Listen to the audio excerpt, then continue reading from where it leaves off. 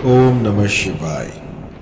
तंत्र के रचयिता भगवान शिव को मेरा नमस्कार है। आज से लगभग 25 साल पहले ये मंत्र जो है, इस पर मैंने रिसर्च शुरू किया था। मंत्र काफ़ी लंबा था और फिर भी लोगों ने इसको बहुत सराहा और असंख्य लोगों ने मुझे बताया कि इस मंत्र में चमत्कारिक शक्तियां हैं जो कि देखते ही देखते उनका काम बना देती हैं। और इस मंत्र के ऐसे अनुभव हुए हैं जो कि अकल्पनीय है, जिनका वर्णन नहीं किया जा सकता। कुछ एक दो केस ऐसे आए हैं जो कि मुझे भी समझ में नहीं आए।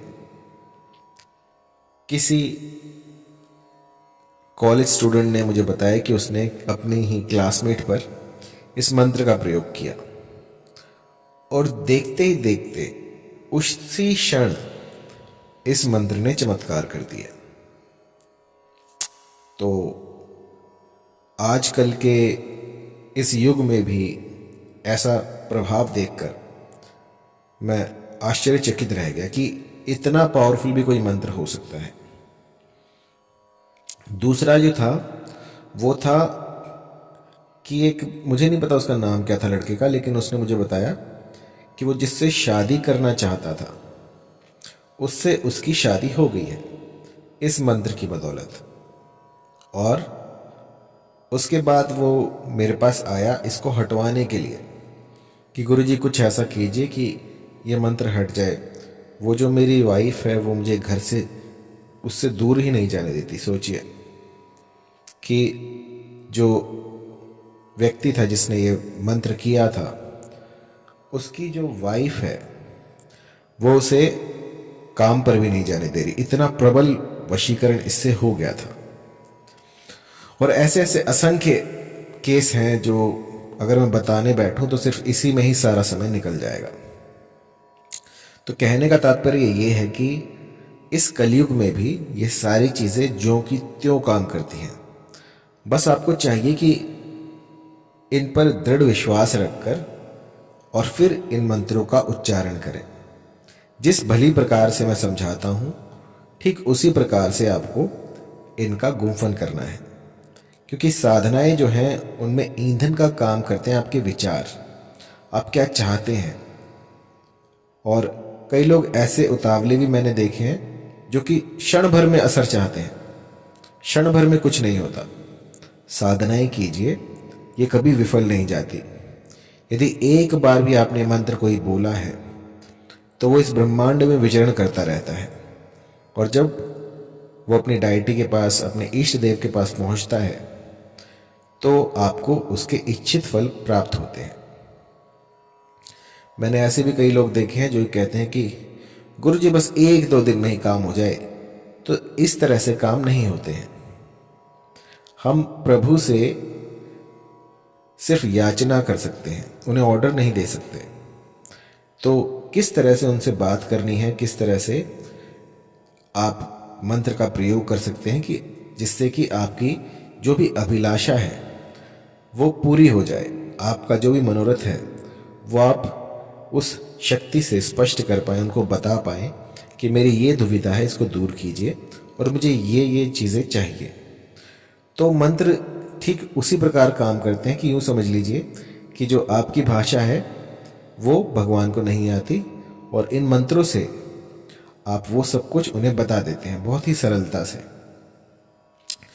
तो जो भी इस मंत्र का प्रयोग करना चाहे वो सबसे पहले इसे कंठस्थ कर ले। कंठस्थ करने के बाद ही इस मंत्र का प्रयोग करें, जिससे कि जब आप इस मंत्र का प्रयोग करने जाएं तो कहीं पर भी कोई त्रुटि ना हो। क्योंकि जो आप गुंफन करेंगे, जिस तरह से इसको बोलेंगे, यदि वहां पर ही गलती हो गई तो ये मंत्र काम नहीं करेगा। तो सबसे पहले भली प्रकार से इसको रट लें। जितना समय लगे इसको रटने में रटिए। 1 माला, 2 माला, 3 माला, 10 माला, जितना आप कर पाएं यथासंभव। आप में जितना सामर्थ्य हो, ये भी नहीं है कि पूरे दिन रात लगे रहो। कई लोग मैंने ऐसे भी देखे हैं, तो ऐसा मत करना।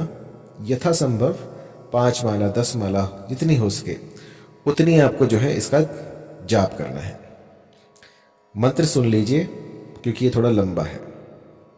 मंत्र है, काला कलवा 64 वीर, मेरा कलवा भागा तीर, जहाँ को भेजू वहाँ को जावे, मांस मुझे को चौकी आवे, अपना मारा आप ही खावे, चलतवान मारू वहीं की छाती।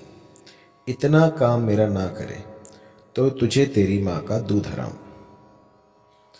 इसके बाद आखिर में जो है आपको जो भी आपकी अभिलाषा है, जो भी आपके भीतर विचार उठ रहे हैं कि आपको इसके लिए ये मंत्र आपने किया है, या जो भी आप चाहते हो कि मुझे वो फला स्त्री जो है वो मुझसे आकर्षित हो जाए, या फिर वो जो फला पुरुष है वो मेरी ओर देखने लगे, मुझे पसंद करने लगे, तो उसके लिए आपको आखिर में अपना जो भी मनोरथ है वो स्पष्ट करना है कि मेरा और उसका प्रेम हो जाए, या फिर कुछ भी आप कह सकते हैं जो भी आपके दिल में आए। कुछ ऐसा नहीं है कि जो मैं जैसे मैं कह रहा हूँ वैसे करें, जो भी आपके दिल में आए, जो भी आप चाहते हैं, बस आखिरी में एक बार आपको ये बोलना है कि वो फला स्त्री मुझसे आकर्षित हो जाए और मेरे अधीन रहे। उसके बाद आपको उसकी तरफ फूंक मार देनी है।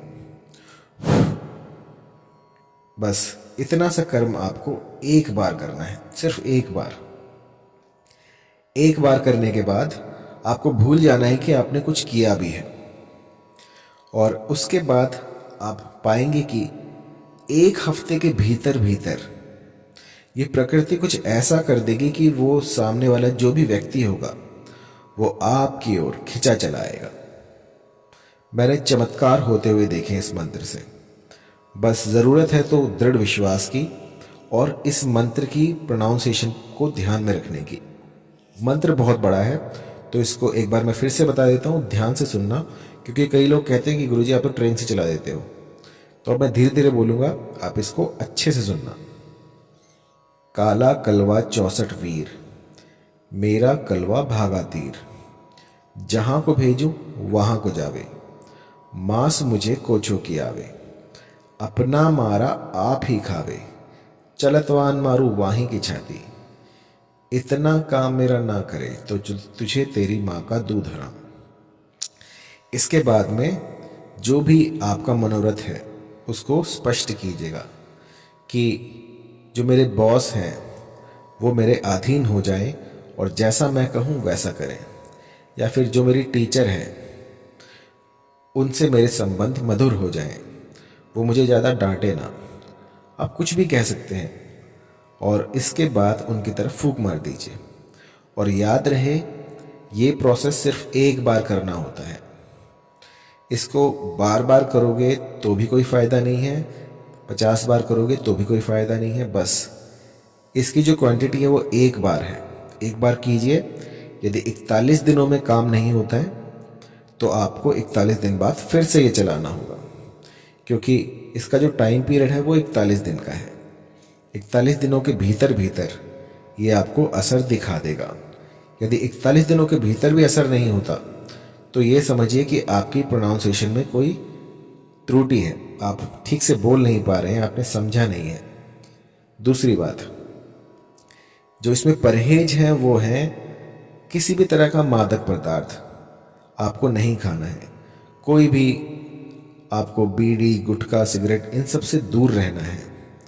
मांस, मदिरा, मीट, अंडे, इन सब से दूर रहिए। कई लोग मुझसे कहते हैं गुरुजी हम तो बस अंडे खाते हैं, तो क्या हम मंत्रों का उच्चारण कर सकते हैं? तो नहीं कर सकते।